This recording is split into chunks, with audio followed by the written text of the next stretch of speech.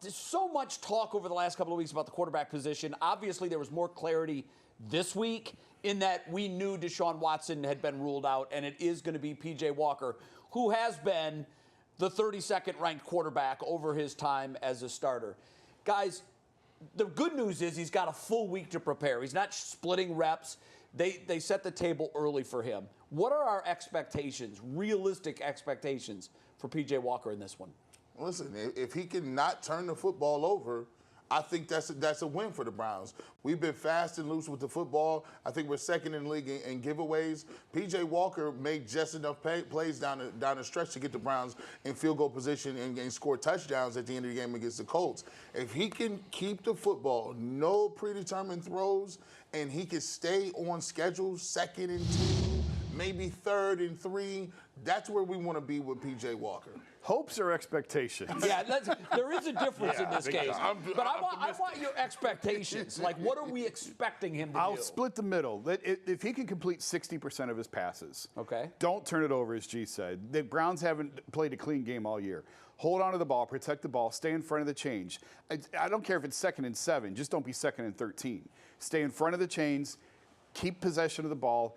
Don't throw bad passes. Don't throw incompletions. If he's completing 60%, around 180 to 200 yards with no turnovers, that's a home run win in terms of what the Browns can expect to get out of this offense. It doesn't have to be great. No, that's not great by any means. No, it's not. But we talked about it a little earlier, guys, that it's his 3rd game. He's gotten the most practice this week. That things should be a little better. However, you're facing Pete Carroll, one of the best coaches in the league, one of the best defensive coaches in the league.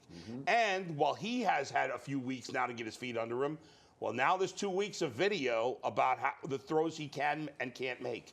And there's a lot of throws, unfortunately, that he can't make. The hope is, yes, the turnovers. If there's no turnovers, the Browns will have a shot. But my expectations for him are very low. I'm not expecting any touchdowns from him. I'm not expecting him to throw for 200 yards.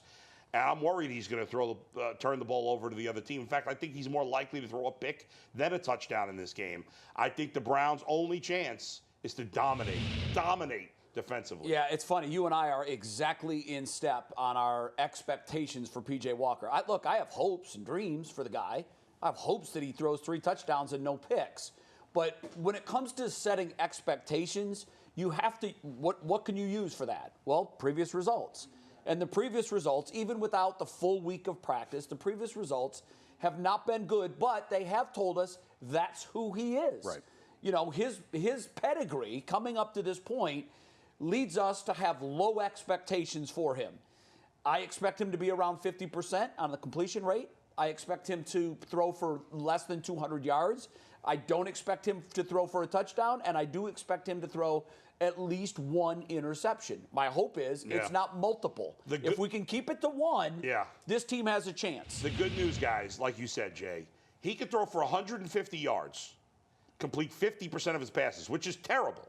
If he has no turnovers, they got a chance to win. I think there's no doubt about it. Won't be easy, but they got a chance if he just doesn't give the Seahawks the short field. Yeah. If he makes the Seahawks, if the Browns can make the Seahawks methodically move it down the field because there's no turnovers, they'll have a legitimate shot to win the game. Kevin has to help him out. Not too much shotgun 5 wide where you got to have great protection. You got to have a back end that maybe max protect, and he has to get it out on screens and different things like that. Jed Will's back at practice today. That's a good sign. He should be able to play. He missed yesterday's practice. There's questions about him having your left tackle. Even though he's had problems this year, having your left tackle in there's huge. Things I didn't expect to hear you say for 1,000. Right. Having Jed Wills in there is huge. Jed Wills was back at practice. That's good. That's where we are. He's played very well his last 2 games. Bush said it too, and that's even bigger. I know. Jason's at least defended Jed Wills. All right, one of the things that can help P.J. Walker is if Amari Cooper is productive. Last week, it was really baffling because Amari Cooper, who is by far this team's #1 receiver, you couldn't find him on the field. It wasn't, I think, until the 3rd quarter where he was even targeted. How do they get Amari Cooper more involved? Kevin Stefanski is supposed to be an offensive mind that can scheme guys open. What do they have to do to get him to be more central to the game plan? Trade for another quarterback before Sunday. Okay, outside of trading for another quarterback. But that has a lot to do with it. Like we've talked all year about, well, the Browns need to upgrade a receiver. Well, do we really know that, or do they just need better quarterback play so that you can properly evaluate the receivers, and they go hand in hand. Amari's biggest play last week was the illegal contact penalty that he drew in the end zone that negated the turnover. So he's a veteran. He's going to get open. PJ just has to find him. And in order to find him, you got to give him time. You got to protect him. You got to give him time. And you have to put Amari in positions to where PJ can make the throws, because there's a lot of throws he can't make. We've seen him on the run try and throw across his body down the middle of the field, and he skips those passes. So you have to put Amari in spots where PJ is going to see him and be able to get him the ball. You know, he threw a pass to Amari Cooper that ended up being a touchdown. We called it the punt ended up being a turnover. Right. We called it the punt throw. If he can make a good throw, Amari Cooper was wide open. Amari Cooper has 60-something yards and a touchdown, and we're not looking at it as a lost game. Yeah. So that's P.J. Walker. However, I would want to get him going early, and I might even look to throw him a quick screen pass or a slant right in the beginning of the game to get him going. Totally agree. Yeah, you know, to Bull's point, he did have a play. All he has to do is lead him to the left-hand corner, the end zone, to the pylon. Yeah. Easy touchdown. He had 2 throws where he stepped up against the 49ers. Ball skipped to Amari Cooper. He missed those throws. I think it is a thing. I mean, we're going to have P.J. Walker predominantly until John Watson gets healthy. You're going to have to get some easy stuff for him, some different things like deep comeback routes, some different things like some speed outs to get him comfortable. But you can't ask him to make the throws. He can't make the throws, Jay. Yeah, it that's is true. what it is. They know what his throws are. They know what his capacity is. I'm 100% with you, Bull. I want to see him with 2 or 3 catches in the first series. Get him in the flow. Go to him. Even if it's just a 1 step off the line and you hit him.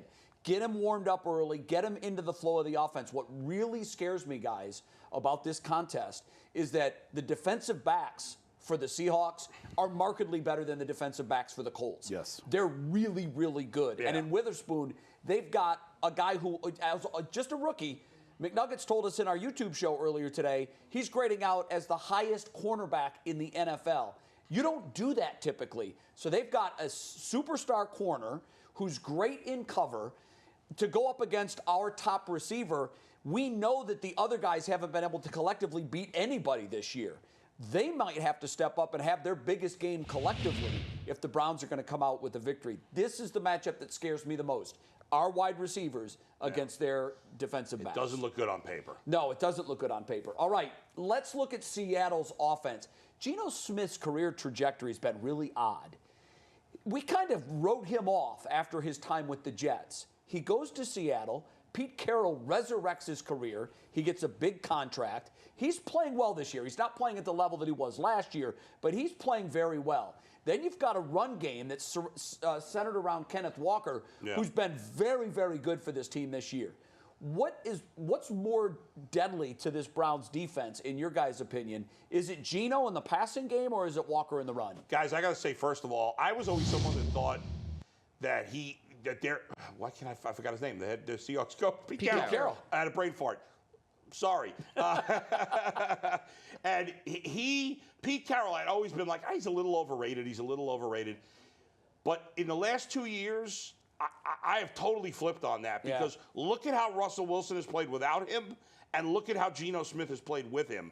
Geno had chances in other places. This idea that he didn't is false. And he looked awful wherever he'd been. And now he's like somewhere in that 11 to 15 range. You know, he's a nice, solid, mid-tier quarterback, and he's become a good player. That all being said, their run game is more dangerous because Kenneth Walker is nasty. They should have Zach Charbonnet this week back, the rookie running back, who's done some good things between the tackles. We learned earlier Walker's good on the outside, so there you go. Kenneth Walker is better than Geno Smith, but I think Geno can hurt them more because the Browns have been more susceptible to big plays in the pass game. The defense has been terrific this year. A lot of the advanced metrics, the run game is still really solid despite what Indianapolis got off a couple of runs. Baltimore gassed them a couple times.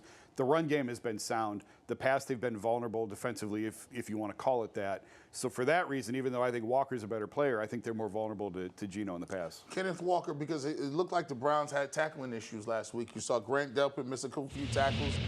You look at Newsome as well as Emerson miss a tackle in a long run with a receiver. So you got Kenneth Walker coming in here, 240 pounds. He already has 450 rushing yards already. And the problem with him is they're going to be able to go ahead and pound the ball and then play action to another big guy, DK Metcalf. Yeah. And I think that's why I picked Kenneth Walker. I have Walker as better at his position than Geno at his position. Also, when you look at the defense, yeah, they have been gashed at times, but the run defense for the Browns, their pass defense has been statistically their strength. And so I think this kind of plays into Seattle's run game, that they've been a little more susceptible against the run. Baltimore, you mentioned, some big runs they shouldn't have allowed.